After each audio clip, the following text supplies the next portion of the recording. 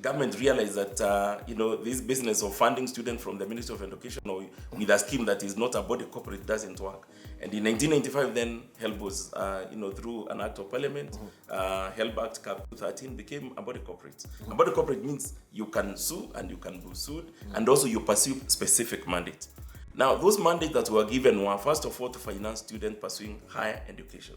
Higher education is not only university. It is anywhere post-secondary. Once you get to any education engagement after secondary school, then that is higher education. So that is why we are now big in TVET. We continue to fund universities, including postgraduate all the way up to PhD level.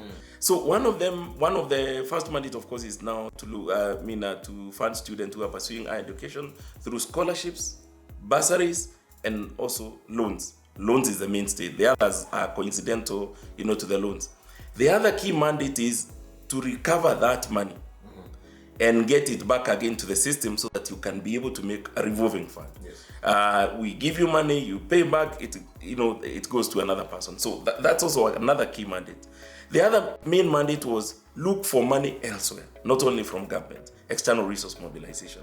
And like I was telling you, maybe these are some of the things that we never did before. And come 2014, we've been able to now to get out there, look for money outside government, and that money is then funding new students. Up to now, we've been able to put in about 2.8 billion shillings. And the other one was to go and protect that money against what? Death. People can die with our money, yes. We have quite a number of deaths. So again, now we have started ensuring that money, being able to mobilize resources from multilateral development partners. So devolved funds is also another one. Then individuals like you and I, and not necessarily high net worth individuals. In fact, when I look at the HELB fund itself as it is today, the guys who have been able to help us or give us 1,000 shillings, 2,000 shillings, a lawyer walked in and gave us 1 million shillings. He said, you don't know where HELB has gotten me.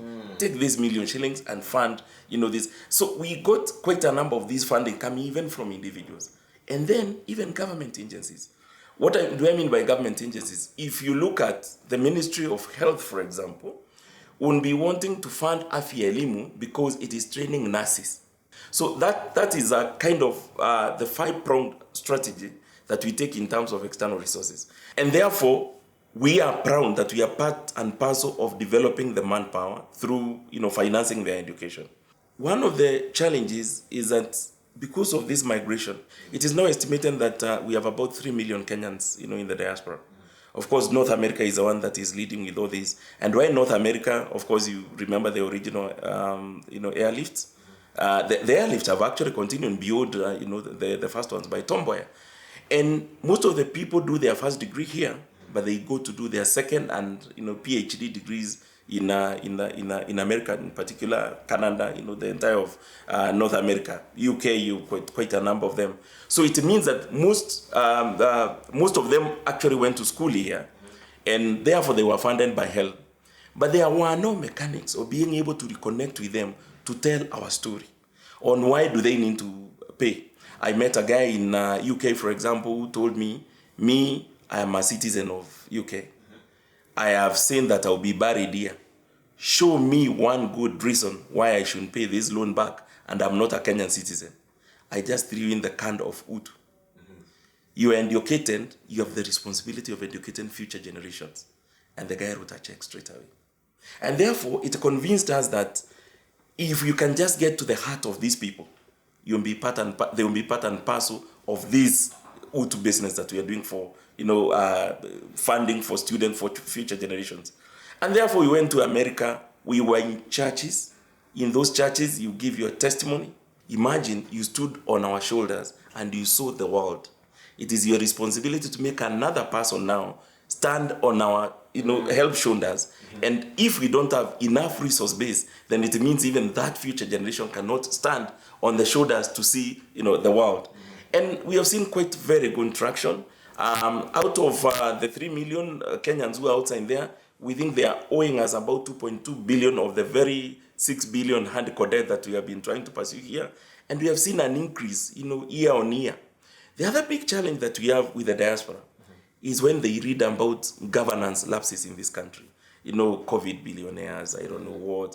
they feel like HELB also. Why should I pay this government, which is... So they don't really understand that by paying back, you're actually educating the future.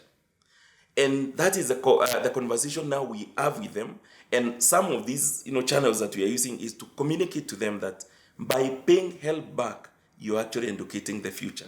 We have a clear mandate. We are focused in terms of getting future generations to school so that we can be able to empower their dreams. Fantastic. So how does also the Ministry of Foreign Affairs come into play in aiding you also try and, engage with the diaspora? Because I know critically, diaspora is the one of the four pillars of diplomacy that we have in the Ministry of Foreign Affairs. We have also association and alliances, like the Kenya Diaspora Alliance as well. Do you engage with these particular forums at the ministry in terms of trying to, execute your mandate? So you do recall that most of these countries, actually, where we have a high commissioner or, an office, yes, there is always an education attaché. So if you look at UK, if you look at Washington, if you look at Canberra in Sydney, you find that there is always an attaché. So we use mainly those attaches. But notwithstanding, if you look at the foreign diaspora policy within the Ministry of Foreign Affairs, student financing is actually mentioned there.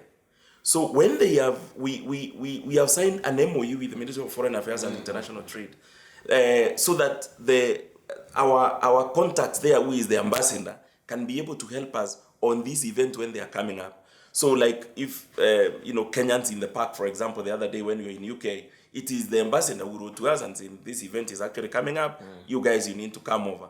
So you find the same happening in Washington when there are some activities in US. The challenge with US is very big. And when you have a big country like US, then what we do is that we go now for those organizations that you're talking about. If it is, the tribe organization like Mwenyegiting, for example, which is a Kizi one, or the one of, Kalenjin, as long as they come together, or the churches, there are quite a number of Kenyan churches. If you look at Gigi's church in Atlanta, if you look at Upendo Church in Dallas, all these, we have now connections with them. In fact, one of the key events that HELB participate now is the Pastors Diaspora Conference, which happens every 2 years. And we talk to about 600 pastors who are in North America at one show, and then they will tell you, come to my church here. And we follow them in those churches, and we have a lot of conversation in those areas.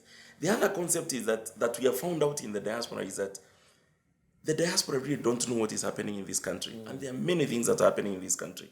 One of them, for example, is TVET. And the conversation you find in the diaspora is, you guys are coming here to fundraise money and get money here, and my brother at home, you refuse to give him or her money. So I would never pay my loan because I'm paying for my brother. You pay back your kitty, and then if your brother or sister if your sibling does not get money from HELB, ask me. This is my email. This is my phone number. Call me. Now, what we realized was that actually, those guys were being double dealt. So that guy will come to HELB. He will get his facility, and then will tell the sister, the brother who is in the diaspora, by the way, government is not giving us money. And most of them actually, when I come back with the checklist, go and check for me this one, you find all of them are on our payment program. And those guys have been told that these guys are not paying us. So when I tell them and I show them, look, your brother, we funded him on this date. Yes. The guy says, now I'm going to send him there, and I'm now going to start repaying my loan. So that is part of the Wetu conversation that we are trying to get to the diaspora on exactly what is happening in this country. Yes. Fantastic. Yeah, my parting shot is a clarion call for everybody tuendelee kulipa HELB ndio tusomeshe mwingine. I think that is important, that is powerful. If everybody can just be able to reconnect with that statement, I think it is powerful one that there is no other way that we can be able to take care of the future generations it's only by empowering them through their dreams that they have. And these young ones have got a lot of dreams. This is where you have the next president. This is where you have the next scientist to be able to fight the pandemic. So let's do the best we can today so that we can be able to educate tomorrow. The only way we can be able to do that is paying back what we got so that we can then be able to make sure that the future generations are actually fully funded. And that way, then Wetu will come to life.